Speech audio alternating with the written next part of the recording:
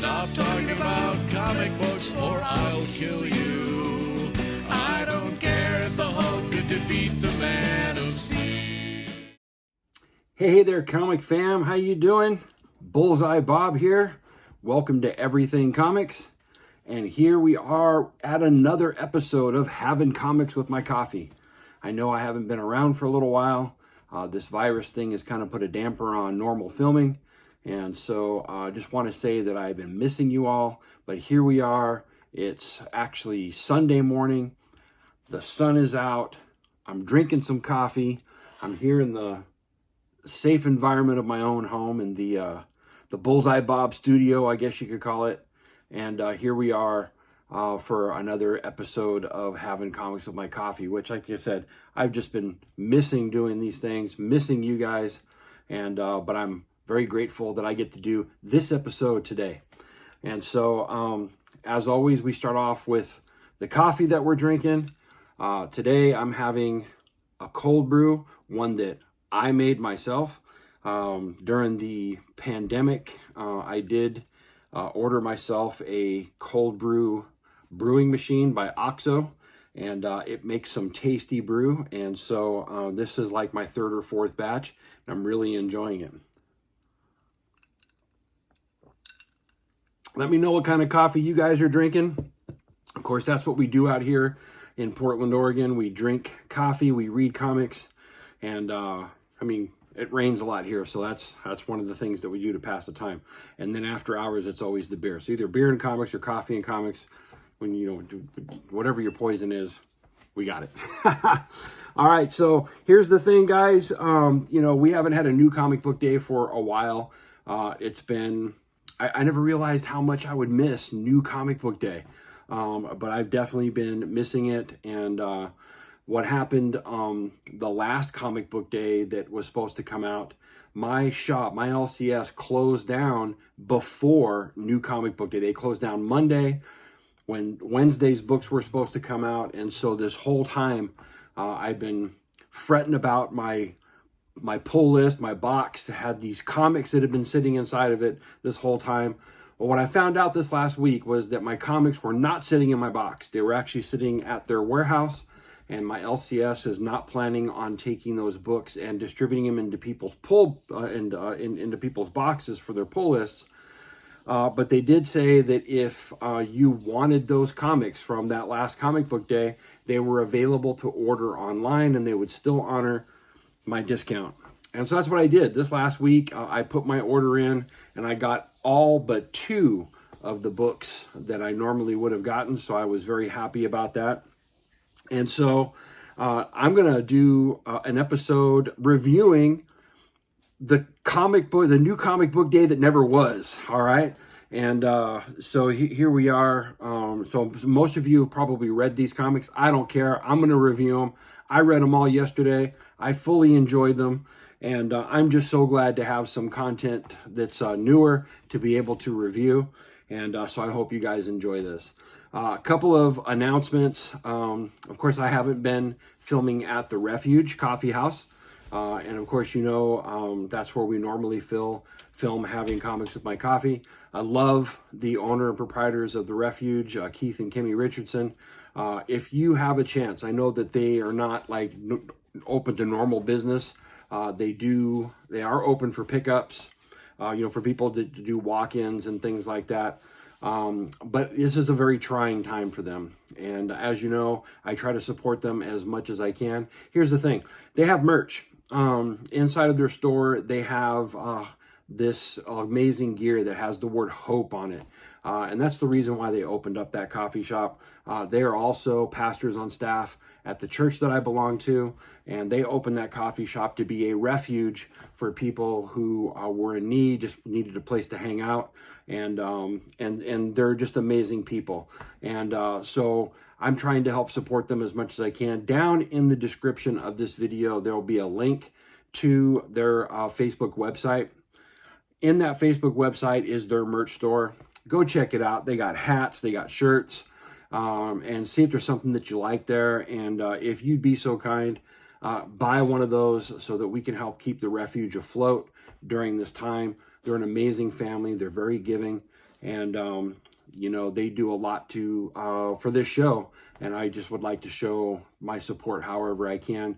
And if you're so led to do so, I would really appreciate it, because every little bit helps during this time for people. So there you go. That's it for the Refuge Coffee House. Of course, hopefully in the coming weeks, I'll be back there filming at my normal time on Saturday mornings. I really miss being there. I think it's a fun atmosphere to film in. And so stay tuned for that, because that'll be coming really soon. I just have a feeling it's going to open up here pretty quickly, and we'll be able to go back to doing things like that. Last time I left you guys, I'm still in the midst of my 1,000 subscriber giveaway.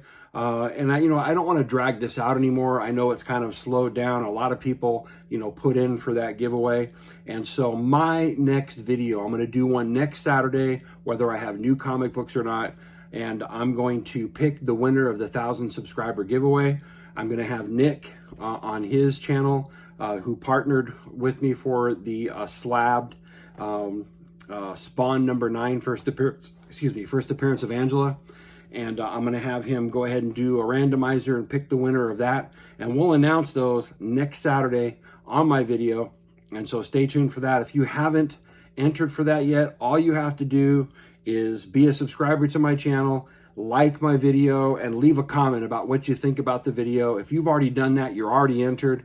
If you're interested in entering, that's all you have to do. Again, the grand prize is a poster that is signed by all 6 of the major executives at Image Comics, including Todd McFarlane, Mark Silvestri, Robert Kirkman, and a host of other great artists that are also the executives there at Image. I have a signed poster from their exclusive signing that they did here in Vancouver, Washington just recently. That's the grand prize. And then I also have some CDs from Ookla the Mock that they do the theme song for my show. Can't stop talking about comic books or I'll kill you. They're the ones that do that song. And so you can enter, and the second prize will be that. And so we're going to give those prizes away. And I know I'll hit the 1,000 subscribers really soon. I'm very close, but I'm not going to drag it out. I know a lot of you put in kind of like a while ago, and I don't think it's fair that it's been sitting there waiting this whole time. So we're going to do that giveaway next week. Next, these comics from this last new comic book day. Again, when I do my reviews, I'm going to get a little spoilery. So if you haven't read them, just be wary of that. And if you've never watched one of my videos before, I have a rating system. I call it the Daredevil rating system. You know how he fights with the 2 fighting sticks? If I like a comic book, I will give it 2 sticks up, and you'll see a graphic up on the screen. It should be popping up right now of Daredevil holding up his 2 fighting sticks. And if I'm kind of on the fence about a book, I didn't quite like it, or there's something about it that just didn't sit well with me and I'm on the fence about it, I may give it a stick up and a stick down. And if I just didn't like it, I will give it 2 sticks down. So there you go, folks. Those will be the graphics that'll pop up on the screen when I'm doing my reviews. So at least you know what those things are. So there you have it. Let's go ahead and get into our books. Really excited about it. And here we go. So without further ado, we're going to get into our reviews. One of the things you'll notice is I don't have my comics in bags and boards. When I picked up my new comics got dropped off this week, I realized I am completely out of bags and boards. So that's why they're kind of sitting out there raw and floppy. This will be kind of how Sleepy Reader does his reviews, where they're just kind of, you can open them up and show people, the pages and things like that. But that's pretty much it. So that's why they're not bagged and board. But here we go. This is our first book, and of course you just saw it.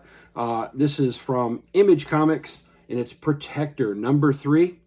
This is written by Simon Roy and Daniel Jensen, and the art is by Artyom Trakhanov, I think his name is. And it's no secret, I am not a fan of the artwork inside of this book, but I was willing to follow because the way it started off kind of grabbed me. It was a good story. And I just have to say, this issue completely fell flat. And I had a hard time following the difference between the different clans that are in the book. One of the things that I really enjoy about a good comic book is the lettering. And a lot of times lettering can differentiate between characters and character types and really help you follow what's going on inside of the story. I thought the lettering was insanely lacking inside of this, because I had a hard time figuring out what was the robot, from the past, and who were the different players from the clans, and it just had a very hard time following it. So there was not much difference between the different people who were speaking. The artwork inside of it, it's just not my bag of tea. I don't know if you can see that. If the artwork was like what's on the cover, I would highly enjoy that. But it is like a drummed down version of what's on the cover, and it's just got this style that I just really wasn't into. I don't know if you can see that or not. It just didn't grab me. And so, unfortunately, I probably won't be going forward in this book. As a matter of fact, I lost the plot inside of it. And so I'm giving this one 2 sticks down, folk, right off the bat. Not a positive review on my first review. There you go. Protector number 3 from Image Comics. Do me a favor and leave me a comment. Let me know what you think about that particular book, if you're reading it or not. And for our second book, we have Wolverine number 2 from Marvel Comics. Of course, this is written by Benjamin Percy and pencils by Adam Kubert. And I've really been enjoying the artwork by Adam Kubert inside of this. I think he's one of the best Wolverine artists ever to hit the book. And what we all want to know is, was Wolverine really responsible for killing Jean Grey and those other mutants that were found around his body in issue number 1? And, this is a great Wolverine story, but more than that, it doesn't feel like it's completely a Wolverine story. It feels like it's more part of the larger Jonathan Hickman X-Men narrative. And that's okay, because it makes it feel connected to everything else that's going on. Basically, we have a new designer drug that's on the market that's made from the petals of the miracle flowers that are coming off of Krakoa. And we have a new player in the scene called the Pale Lady, who seemingly can control mutants, kind of like the Purple Man can control people. And we know that Krakoa can heal mutants, and so all those people that you saw killed in the first issue, they're back on Krakoa, they're being healed, and Wolverine's coming to grips with the fact that yes, he killed Jean Grey, and he wonders, can I trust myself, and can anybody else trust me? And so he's kind of going through some emotional and mental stress over what possibly happened. But basically, what I found inside of this book was the writing was kind of foggy, and I think it was meant to be that way, because you're meant to be fighting through the understanding of what's going on, just like Wolverine is. And by the end of it, you find out he's being controlled by this Pale Lady, and we kind of get a sinister Wolverine by the end of the book, and that's going to lead us in to issue number 3. Again, I think the Adam Kubert art on this is phenomenal. I really like Benjamin Percy's writing. I'm on board for this. It's kind of a different take than any other Wolverine book that I've ever read so far. And I kind of like I said, that it's part of the larger narrative connecting to the other books in the Hickman universe. And so I give this one 2 sticks up. I'm definitely on board with it.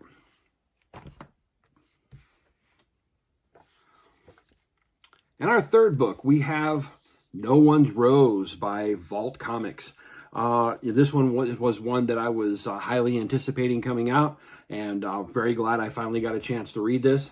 This one's written by Zach Thompson and Emily Horn, and the pencils are by Alberto Albuquerque, and the colors are done by Raul Angulo. And you know me, I will not mention the colors unless they really stand out to me, and the colors are phenomenal inside of this book.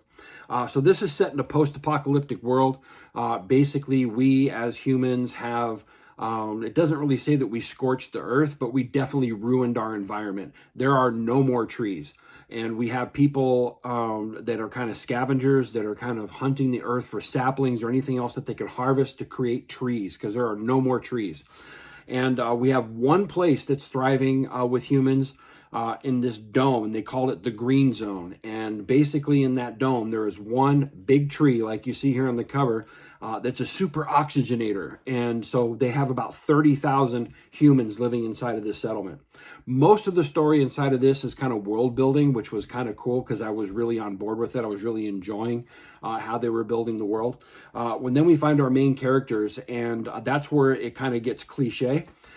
Because the world inside of the dome has kind of people who live up top in the canopy and people who live below. And the people who live below are doing the dirty work and keeping everything going, while the people up top are affluent and have all the privilege. And the people below want to be up top. And so that's kind of where the story begins.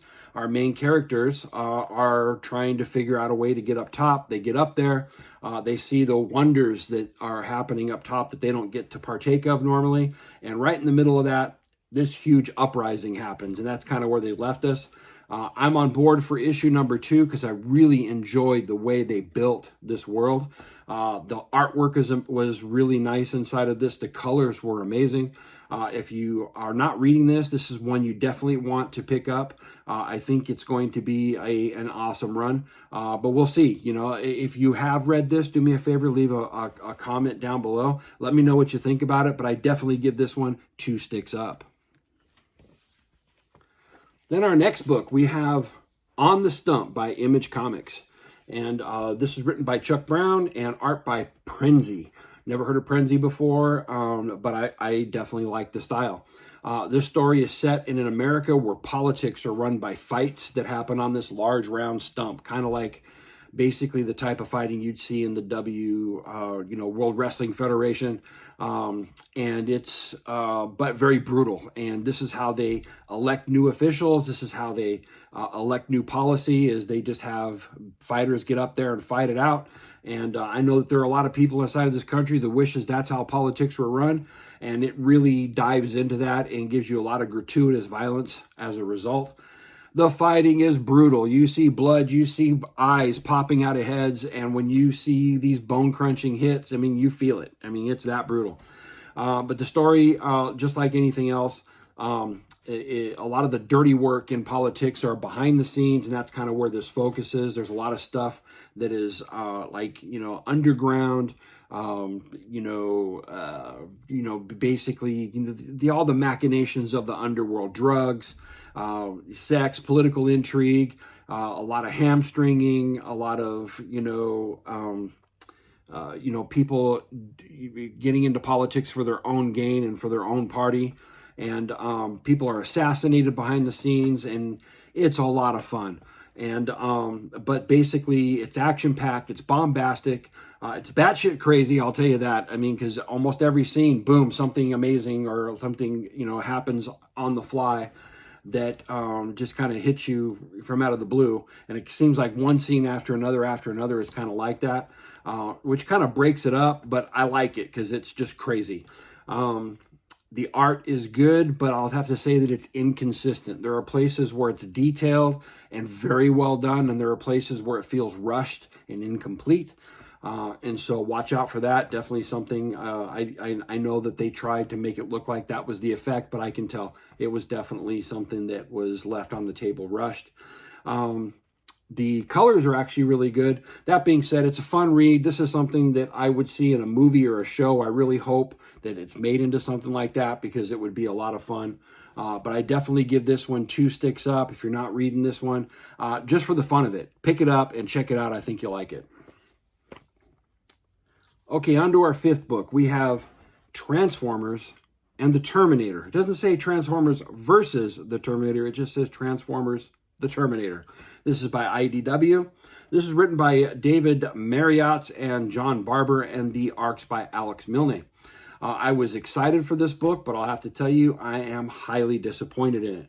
It starts off in a post-apocalyptic world where Skynet is the underdog, not the humans. Matter of fact, I don't even think you see any humans inside of this. And Skynet is being hunted down by the Transformers. And they're losing badly. So what do? They send a Terminator back in time to take out the Cybertron invaders before they become strong. a la every single Terminator movie you've ever seen. And not only that, but when the Terminator goes back in time, and by the way, it's another Arnold Schwarzenegger clone, because every Terminator, I guess, has to be Arnold Schwarzenegger, or at least sound like he speaks German. Anyway, they send him back in time, and who's there back in time but Sarah Connor, and not in Los Angeles, but in Oregon. Highly weird. It's like, did you watch the movies? Did you think you could come up with something original? I was hoping that they would, and it's just not. It really feels like it messes with continuity while trying to use something that was familiar, all the while really being trite. In the future, they're fighting against basically the Decepticons, and they go back to the past to stop the Cybertronic uprising, and he goes and attacks a full-on group of Autobots. It doesn't make any sense. It was highly disappointing. I would definitely collect these for some of the covers that they've come out with. There's some covers that are just amazing on this book. This was not one of the covers that I liked, but I did pick it up because it was the main cover. But I was really, really disappointed in this. If you're looking for a good mix between Transformers and the Terminator, you're not going to find it in this book. So I give this one 2 sticks down.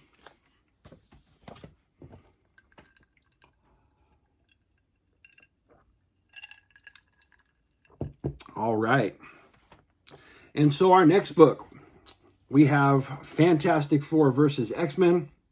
Of course, this one's by Marvel Comics, written by the great Chip Zdarsky, one of my favorite writers that's out right now, and the art by Terry Dodson.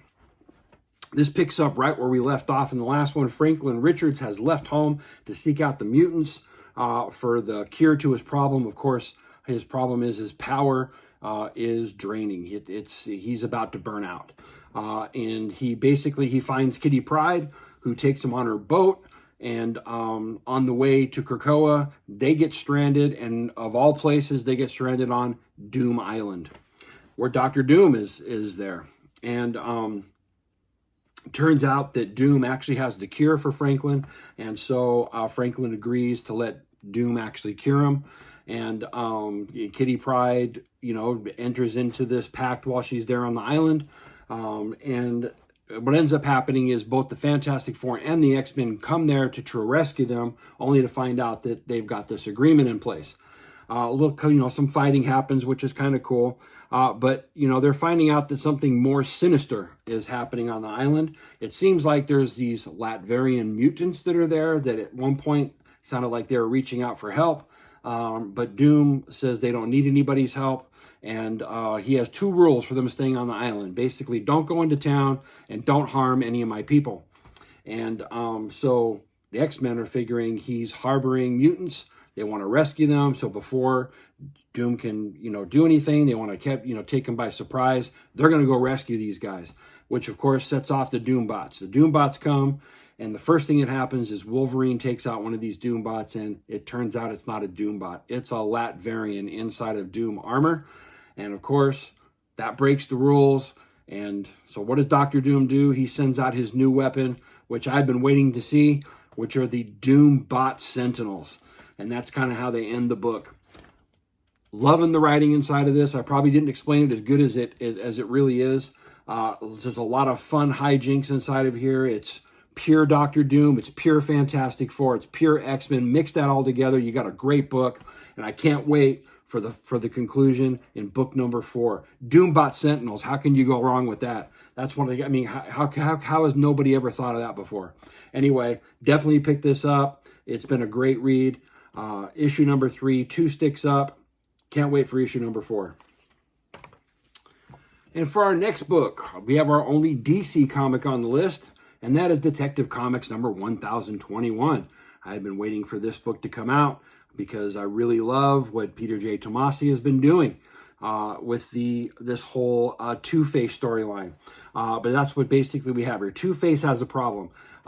His evil side is not being held at bay anymore by the flip of the coin. It's not waiting for that outcome on the coin anymore. he basically loses control, and that's when, you know, he starts killing people and all kinds of bad stuff starts happening. And that evil part of him has created out of his normal goons a cult. It's called the Cult of One, and it's pretty cool looking. They wear a black and white kind of outfit. They have the coin embedded in their forehead, and they're killing people, folks. And so, but basically, because of the fact that he's out of control, and the Harvey Dent side of him realizes that, yeah, that's the problem. He can't control that side of him anymore. He goes to Batman for help, which is kind of cool. Batman, you know, being who he is, wants to help and puts him inside the Batmobile as they're going to go to investigate even more of what's going on.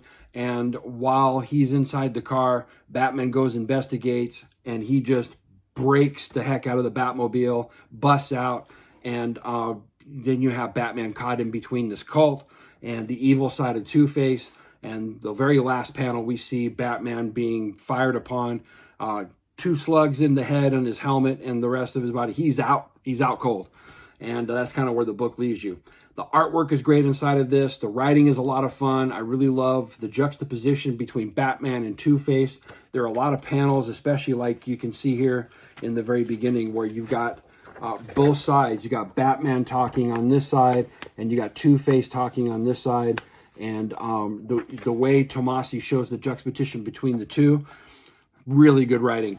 Definitely want to pick this one up, folks. Give this one 2 sticks up. Love Detective Comics right now. Okay, folks, and for our next one, we have Folklords number 5 by Boom Studios.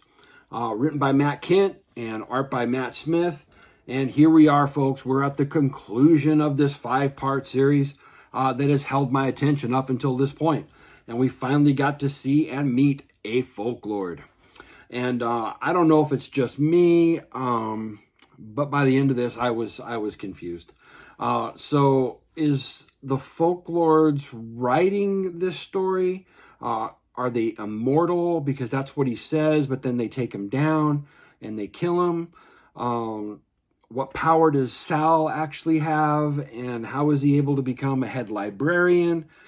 Is Archer a friend or a foe? Archer shows back up after all this time. And, you know, it's kind of well held that he betrayed our main character, Ansel. And he shows up. They have kind of an argument, but it's kind of arbitrary. There's really no conclusion to that. He shows up. They have an argument. By the end of the story, he's gone. So they don't really conclude that. They save the gnomes, and the gnomes are kind of like this force, an army, and they're all praising Ansel. But by the end of this, the conclusion is that Ansel now has to go and take out the rest of the Folklords. There's a whole bunch of them. And he's got an army, and he just leaves it behind. Anyway, there's so many things at the end of this that just left me confused and trying to understand what he was trying to do with it. I hope that going forward, because I know we're definitely going to see more, it leaves it, you know, for an open end for the story to keep going. So I know we're going to get more Folklords, but I was really, even though the writing's good, I was in the end disappointed and confused. And so I give this one a stick up and a stick down, only because I did like part of it. The other part of it just left me hanging. And so I really hope that Matt Kent rights the ship in the story going forward, so I have a better understanding of what he's actually trying to do and what a Folklord actually is, what power they have, and what is the freaking quest that Ansel is really on.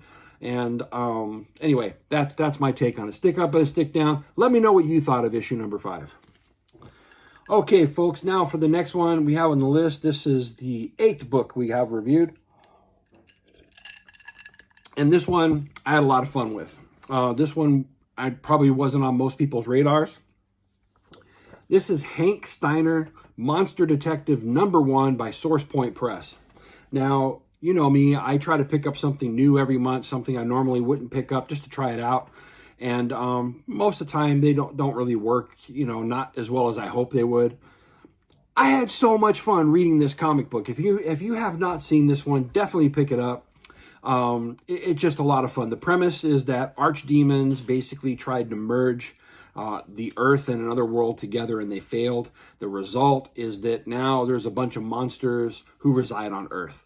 And you have this Frankenstein type character who is Hank, and he'll point out that he's not a Frankenstein. But anyway, so he's a detective, and he investigates monster crimes and all those type of things that go on. The fighting inside of this is fun. It's brutal, bone crunching, and there's a lot of bombastic stuff that happens. It has kind of a Hellboy feel. If you want to have anything that kind of compares to it, it's got a Hellboy feel to it in its scope. But it just was a lot of fun to read. I had so much fun reading it. I will definitely be picking this one up going forward. If they keep up what they did in issue number 1 here, I could see me definitely having this on my pull list indefinitely going forward. If you have or have not read this yet, definitely let me know what you think about it. But I would highly recommend this. I give this 2 sticks up. Hank Steiner, Monster Detective number 1 by Source Point Press. Okay, folks, we're getting to the end here. Next book on the list, we have Lock number 4 from IDW. It's written and the artwork is done by Livio Ramondelli. I've really been enjoying these books. This series from issue number 1 till now, it's just held me. And it shouldn't work, but it does. The premise is that you have 4 robots that are tied together by this Lock programming, which was kind of a punishment, kind of a crime and punishment a thing where they basically, all 4 of these robots have this programming and it keeps them tied together. If one of them dies, they all die, which means they pretty much have to stay together. They can't get too far apart from each other either. And so this makes them stand out inside of society. And they've been on a quest to try to figure out how to stop this Lock programming. And that's kind of where we're at inside of the book. They kind of figured out who did the programming for this, and they sent them to this particular planet where supposedly they could get this Lock turned off. And they get there, and it turns out to be a trap. I don't know where they're going to go with it next, because it seems like they're on the verge of all dying, and so we'll see what happens. But I got to tell you, out of all 4 of the characters, I really, they're all of them are good archetypes, but I'm really interested in the Wraith and this whole thing about the Wraith Legion. Every time this guy writes about that particular character and shows the graphics on stuff from his past, I just love it. And I'm kind of hoping that in the end, the popularity of that character will have him writing a book just about the Wraith Legion, because it's just so much fun. Anyway, the artwork inside of this is phenomenal. I don't know if I can show you anything inside of here that would just stand out, but it's painted. It has a definite painted style. There's a lot of great cinematic sequences. Like, look at this last page. There's the robot there sitting at this table. That's kind of like where it left off. But anyway, the artwork is phenomenal. Like I said, it's a painted style. I've really been enjoying it. And, this one I know hasn't been on a lot of people's radars. But I tell you what, if you haven't been reading it, it's really well done. So Lock number 4, I give this one 2 sticks up. And here we are to the last book, folks. And this right here is my pick of the week. And we have from Boom Studios, we have Once and Future number 7. Oh man, I have been waiting for this book to come out, and it did not disappoint. Yes, so of course this is written by Karen Gillan, artwork by Dan Mora, and color by, what is her name? Tamara Bonvillain. The colors are amazing inside of this. I always have to point that out because, every time I read one of these books from Once and Future, it just grabs a hold of you. The color is almost a character all by itself. That's how good it is. But again, here we are, Return to the King. So I've been waiting for this book. We find Arthur again, in his evil form, and he's needing a knight. for a quest because he said his rival is about to return. So Galahad steps up and Arthur puts him through a transformation and he becomes this grotesque Death Knight. And in the meantime, our main character, Duncan, must investigate the museum where Galahad is actually heading and where, of course, this clash ensues. Not going to tell you too much more about that, but the way they take Galahad down, so freaking amazing. Gory, a lot of fun. And we get to the last page of the book where another hero out of legend is summoned. I'm not going to tell you who that hero is. You have to get on this book to see who it is. I think it's going to blow this wide open because now it's starting to bring other mythos into what this story is. I love this book. It did not disappoint. If you're not reading it, this is one you definitely should have on your list. Pretty much anything from Boom Studios right now is killing it. It's awesome stuff. Once in Future number 7, my pick of the week. Definitely 2 sticks high up. Well, there you have it, folks. There are the books that were from the last comic book day that never happened.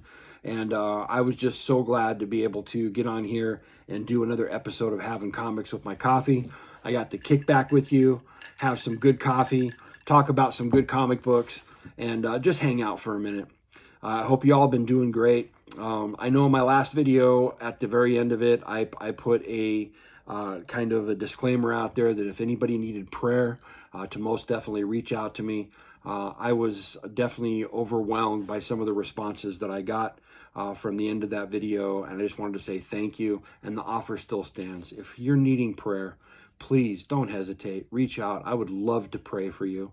One of the things that I know is that I serve a God who answers prayer, and so I very, very highly recommend that if you are there and you need some help, whether you're going through something financial, whether you're going through something emotional, or you're just feeling lonely because of this whole quarantine, do me a favor. Don't hesitate. Reach out. I would love to pray for you. Of course, my email address is down inside of the description of the video. It's bullseyebobec@outlook.com. Please don't hesitate. It would be my absolute honor and pleasure. Well, thank you, folks. I thank you so much for tuning in. Thank you so much for your support. I want to announce that next week, the new Coffee and Comics show with Bueller and I will be returning. That's right. I'll be hanging out with the big guy. And so that'll be returning next week. And this will slowly start to get better and roll out. And in the meantime, though, I just want to let you guys know how much I love you. And I want to say thank you and for being patient with me and for supporting the channel. And as always, folks, as I always end this, remember, support your local comic shop, especially right now. They need all the support they can get there. I'm hearing about so many comic shops closing down, and that's a travesty. So please support your local comic shop however you can. And as always, folks, Excelsior. Raise your face if you continue to debate whether Logan's claws could pierce Steve Rogers' sheath.